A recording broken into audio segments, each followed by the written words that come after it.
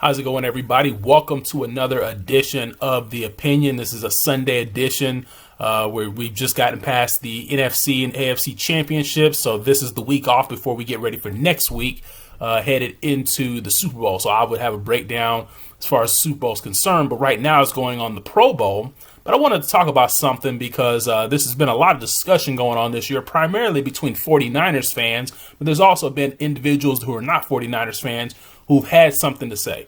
And I want to talk about one, Jimmy G, because to me, the Jimmy G haters, and to me, Jimmy G probably is one quarterback that probably has the most haters out of anybody in the league. Because if Jimmy G messes up, people freak out and act like no other quarterbacks mess up, or no other quarterbacks throw interceptions or things like that, or basically that no other quarterbacks don't miss a receiver open from time to time. It's football. But to me, the haters of Jimmy G just do not live in reality. So let me break down some facts, because they can't argue facts, because when something happens, you can't argue it. It's kind of like, 2 + 2 = 4. You cannot argue that. If somebody's seen you, if somebody was to see you, hit somebody on camera, you can't say that you didn't do it. It happened. That's a fact.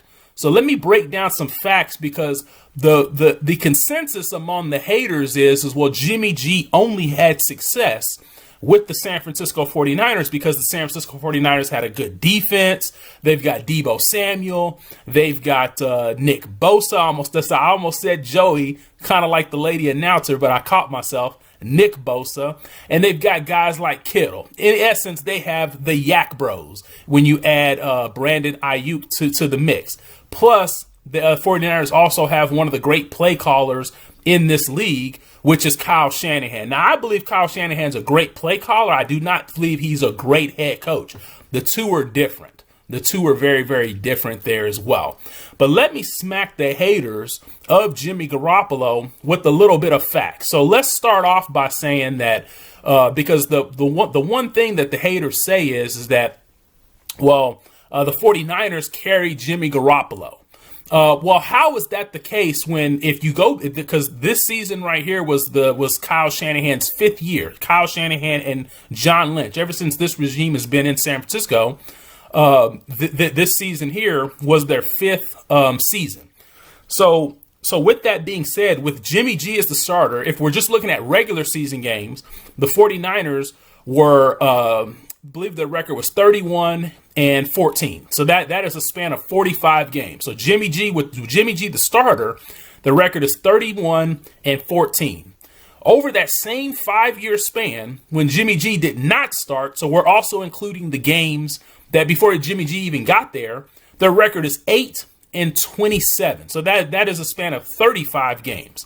I'm sorry, but if a guy starts and he wins 31 and loses 14, but when he doesn't play over that same 5-year period, they're 8-27. We're talking 8 wins over 5 years. I'm sorry, I cannot get down with saying that the 49ers carry Jimmy G. I think Jimmy G also had a little bit to do with basically carrying the 49ers as well. If we also look at the facts, when Jimmy G was perfectly healthy in 2019, they go to the Super Bowl. This year, Jimmy G was relatively healthy outside of a few games, and they go to the NFC Championship game. So with that being said, what did they do in 2018? Oh, yeah, I think their record was 4-12. What did they do last year in 2020? Now, I understand it was more than just Jimmy G that got hurt. Nick Bosa, a lot of other guys got hurt as well. But Jimmy G is the quarterback, the most important position. So what did they do in 2020? I believe their record was 6-10. As well, but without Jimmy G, I believe the record was about 3-7 as well, when they had Nick Mullins out there starting. So at the end of the day, when you throw out the facts, that's the facts of the matter is that the 49ers, up to this point, we'll see what happens with Trey Lance, but up to this point, they don't win when Jimmy G doesn't play. Now, I want to address another point is that. And I want to address another point, but then I kind of want to backtrack through some of the facts as well. People will say, well, the 49ers, they didn't trust Jimmy G. That's why they went and got Trey Lance. Well, the one thing I will give the haters that I will be in agreement with is that The reason why they traded up to get Trey Lance is because Jimmy G's injury history. He was injured all of 2018, and he was injured for the most part of 2020. And if you're going to be paying somebody upwards of 25, 26, 27 million dollars and more, you want that guy to be available. So that's the reason why they went and got Trey Lance. They didn't go get Trey Lance because of Jimmy G's inability from a skill set standpoint. Because at the end of the day, if you have a quarterback and you're getting to the Super Bowl and NFC Championship game, and on multiple occasions, you're not necessarily going to trade away from that as well.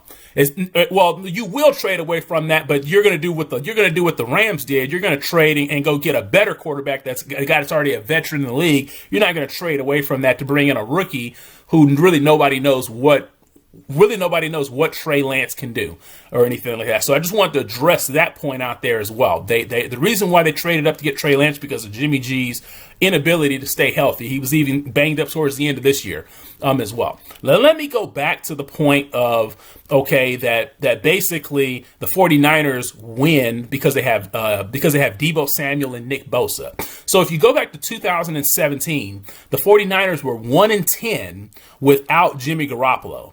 Now, 2017, Nick Bosa was still in college. Deebo Samuel was still in college. Brandon Ayuk was still in college. The only person that was in the NFL at that particular time in 2017 on the 49ers was George Kittle.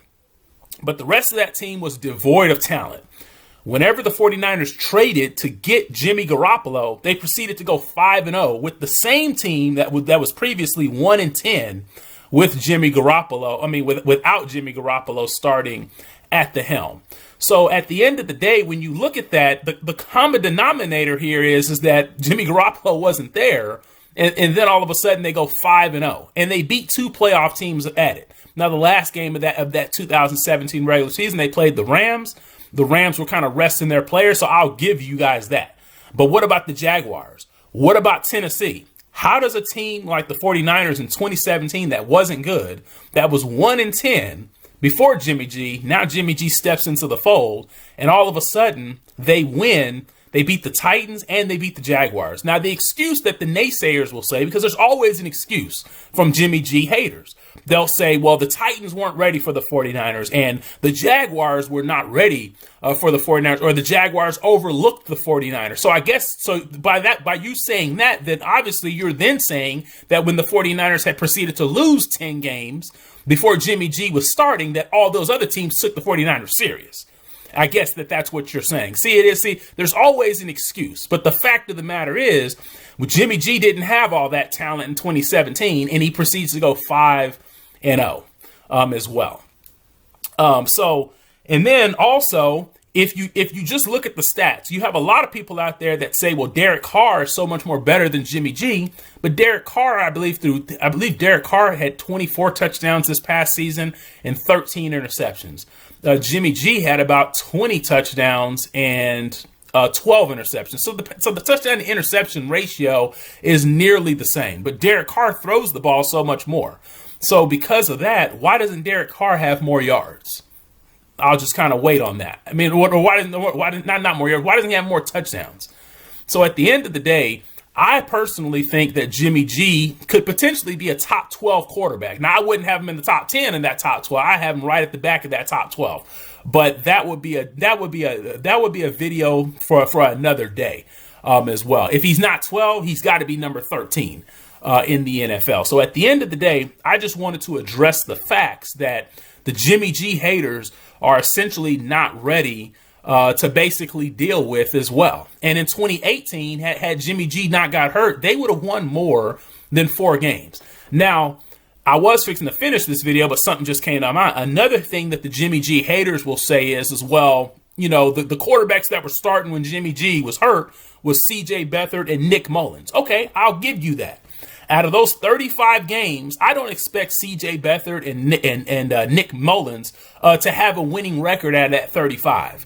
But can we at least get to 500? Because what you're saying is that if the surrounding parts of the team are so good, and I think the surrounding parts of the 49ers are good, but if the surrounding parts are so good, running back, receiver, defense, Can't some backups combine? Can't some backups combine at least go 500 or a little bit under 500?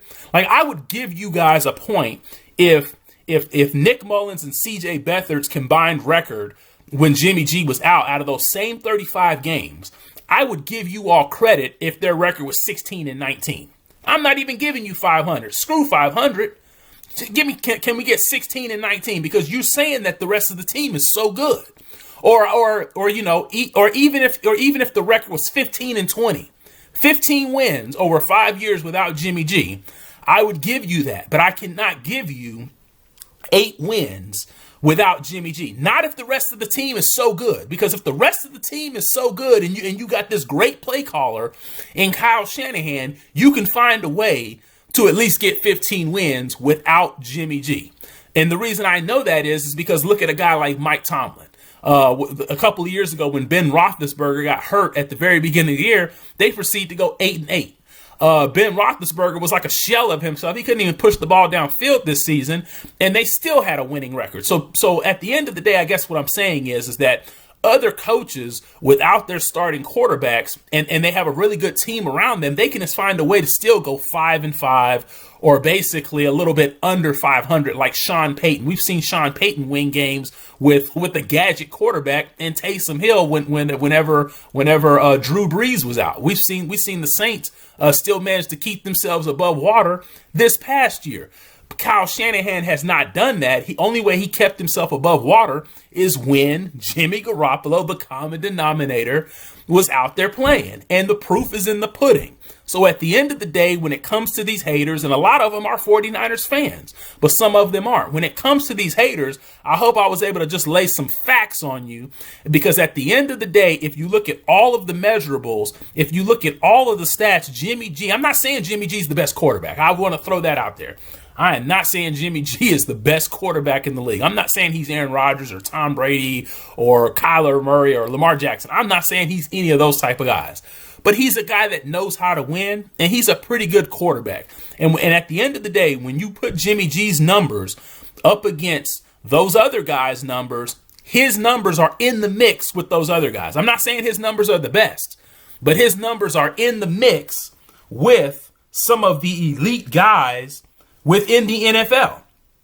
So basically, essentially, if you essentially look at this past year when it comes to completion percentage, Jimmy Garoppolo was number 6 in the NFL when it comes to completion percentage. In terms of yardage, he was number 12 in the NFL in terms of yardage. And this is on a team that is a run first offense. When it comes to touchdown passes, Jimmy Garoppolo a little bit lower there.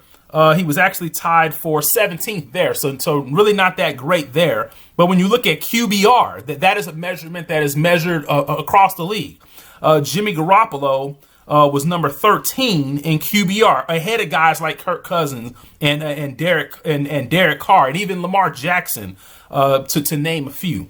As well. And then when you look at this passer rating or essentially the QB rating, Jimmy Garoppolo was number 9 in QB rating, ahead of guys like Patrick Mahomes, Justin Herbert, Teddy Bridgewater, Carson Wentz. Once again, I'm not saying he's better than Patrick Mahomes or anything like that, but give the guy his due. If he's actually beating out some guys that some of you guys have as the top quarterbacks in the league, then leave the man alone. But at the end of the day, this is for the Jimmy G haters, and I actually want to hear from the haters. I actually want you to put your excuses down in the box, down in the comment section. The comment section's open because I know the excuses are going to start rolling in, and I can't wait for them. But at the end of the day, you cannot dispute anything that I just said, and if you do dispute it, you're only just making excuses. I'm out. Like and subscribe. Leave the excuses down, because that's what I know. I normally would say leave the comments down in the box. Leave the excuses down below. I'm out.